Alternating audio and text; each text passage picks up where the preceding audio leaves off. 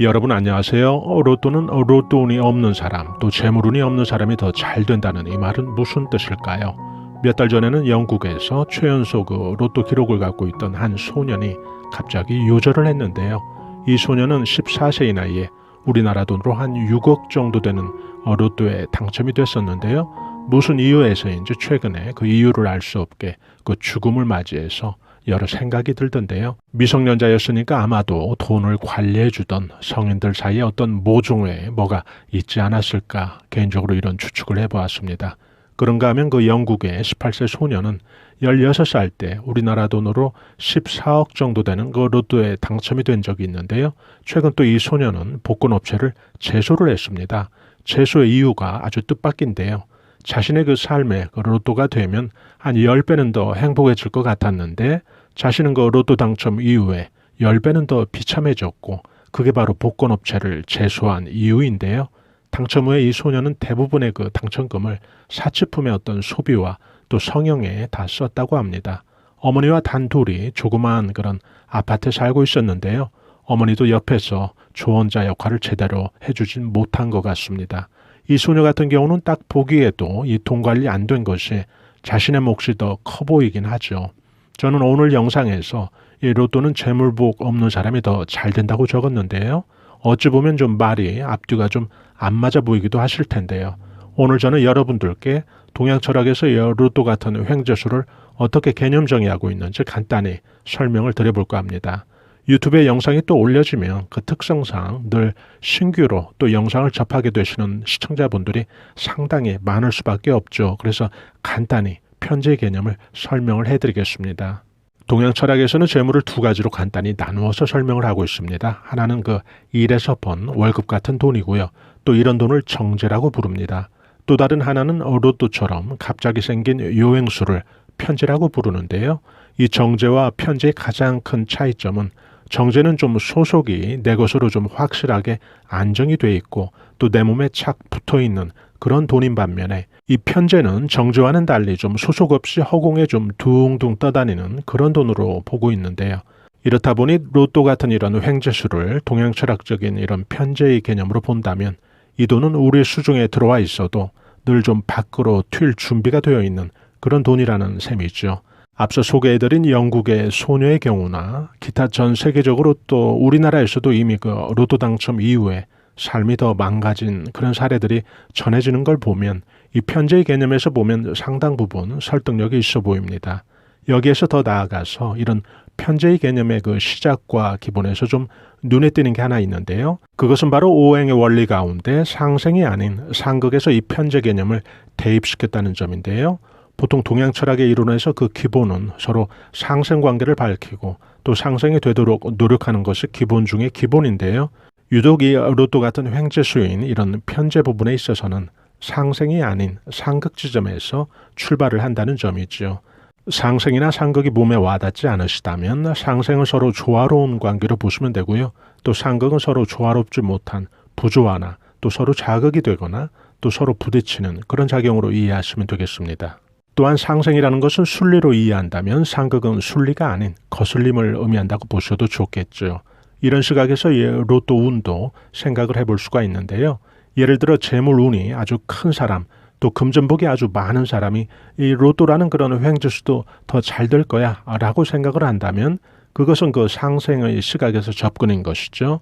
또 편제의 개념의 시각이라면 결국 상생이 아닌 또 상극, 또 거슬림 혹은 순리와는 정반대 지점의 그런 접근이 이 편제 설명에 더 가까운 설명이 될 수 있다는 것이죠. 즉 재물복이 없는 사람이 로또 운은 더 좋을 수도 있어 라는 이런 시각에 해당이 되겠죠. 이런 접근 방법의 이해가 바로 이 편제의 개념에 더 충실한 이해가 된다는 것이죠. 즉 우리가 로또 운을 기대한다면 적어도 우리는 그 우리의 상식에서 좀 발상을 한번 역으로 해볼 필요가 있다는 거죠. 역발상, 또 언밸런스라고 하는 이런 자세와 또 이런 단어가 아마도 이 로또 운을 또 편제의 시각에서 살펴볼 때는 더 충실한 또 편제의 개념식의 사고가 될 수 있지 않을까 이렇게 생각을 해봅니다. 제가 그래서 여러분들께 그 로또 용지도 또 추첨일까지 될 수 있으면 구겨서 주머니나 또 지갑에 보관하지 말고 세책에 좀 끼워서 보관하시기를 추천해드린 그 이유인데요. 이 경우에 오행길이 서로 상극이 되기 때문에 그렇습니다. 쉬운 예를 제가 하나 들어보겠습니다. 우리가 이렇게 살다 보면 괜히 어떤 날 기분이 말이죠. 마음이 뭔가 좀 재수 좋은 일이 생길 것 같은 그런 감이 있는 날이 있는데요. 그래서 로또라도 좀 한 장 사고 싶은 날이 분명 생겼을 텐데요. 이런 경우에 마음은 좀 굴뚝 같아도 그날 무슨 사정으로 엄청 바쁘다. 그러면 저나 여러분들은 아마도 이런 경우에 로또 구매를 다음 날로 미루어서 하겠죠. 이게 바로 순리적인 생각인데요. 그런데 이 로또 운이라는 것은 이런 순리적인 접근보다는 거슬림이나 또 비순리적인 것을 선호하는 이 편제라는 거죠.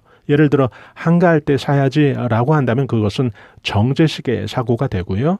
또 1에서 번 반듯한 돈을 우리가 정제라고 설명을 하니까요. 그런데 우리가 횡재수를 적어도 노린다면 우리에게 필요한 자세는 이 정제식의 사고보다는 편제식의 사고와 또 접근이 더 유리하다는 거죠. 그러면 어떻게 해야 될까요? 내가 살 수 없이 아주 바쁜 그런 시기라면 순리껏 좀 한가한 시기를 노리지 말고 다른 사람이라도 좀 보내서 사야 된다는 거죠. 이것은 굉장히 순리와는 거리가 있는 바로 편제식의 사고방식이 되는 거죠. 이런 구매 행위를 한다면 말이죠.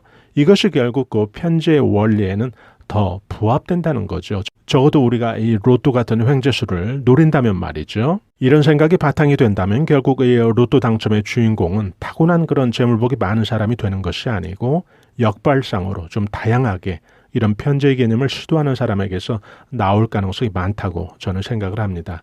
우리가 좀 마음을 비우고 좀 즐길 필요가 있는데요.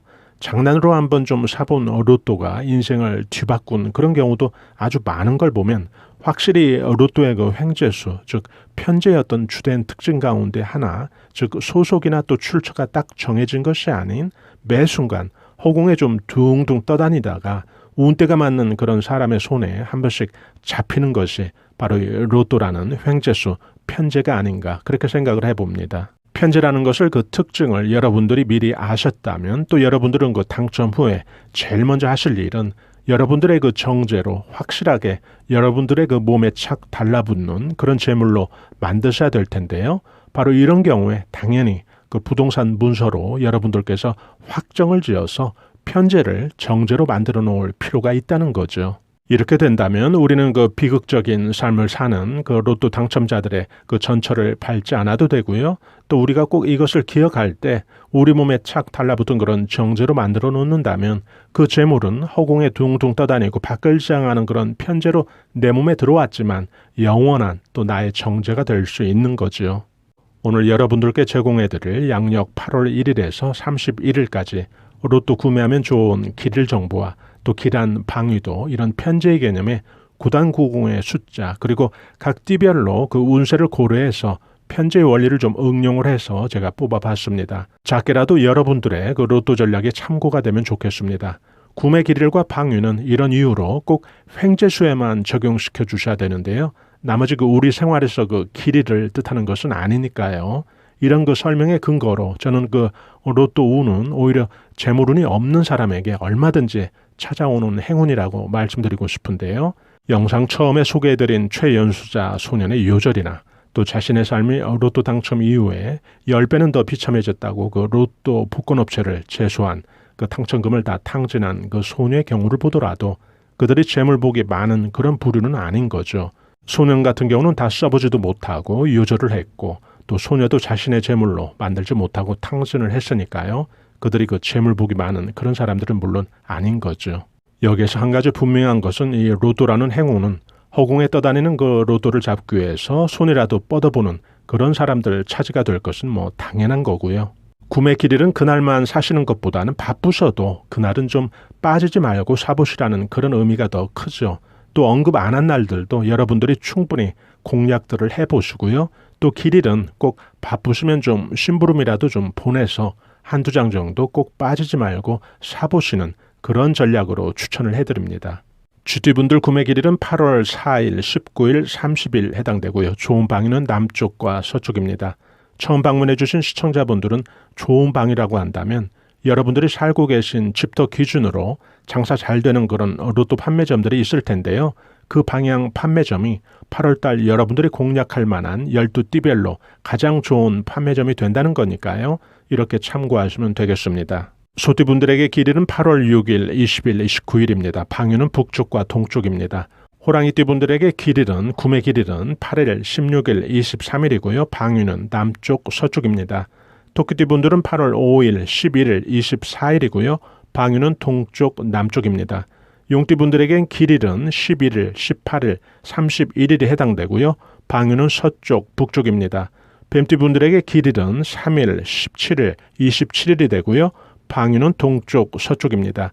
말띠분들에게 길일은 13일, 18일, 24일 해당되고요.